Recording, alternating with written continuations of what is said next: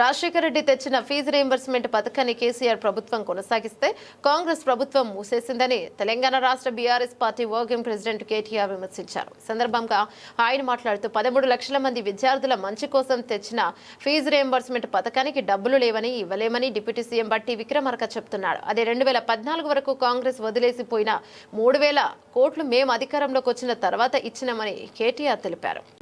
నిన్న వీళ్ళు ఏమంటారు ఎరికైనా కాంగ్రెస్ వాళ్ళు డిప్యూటీ సీఎం ఏ డిప్యూటీ సీఎం అయితే మాట ఇచ్చిండో మాకు తెలుసు 100 సంవత్సరాల పార్టీ 120 సంవత్సరాల పార్టీ రాష్ట్రాన్ని ఎట్లా నడపాలో మాకు తెలిసినట్టు ఎవరికి తెలియదు అని చెప్పిన పెద్ద మనిషి నిన్న చెప్తున్నాడు మీకు ఫీజు రీయింబర్స్మెంట్ ఇచ్చినందుకు మా అక్కడ పైసలు లేవట విద్యార్థులకు.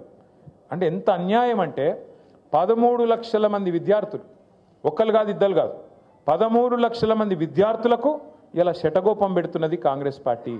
వాళ్ళు సర్టిఫికెట్లు తీసుకోలేకుండా కాలేజీలకి వెళ్ళి వాళ్ళని ఆగం చేస్తున్నది కాంగ్రెస్ పార్టీ.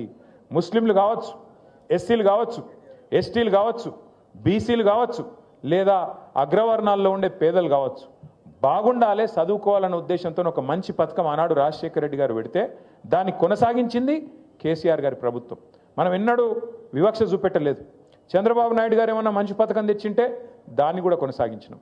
రాజశేఖర రెడ్డి గారు ఏమైనా తెచ్చింటే దాన్ని కొనసాగించినాం. రోషయ్య గారు ఏమైనా తెచ్చింటే దాన్ని కొనసాగించినాం.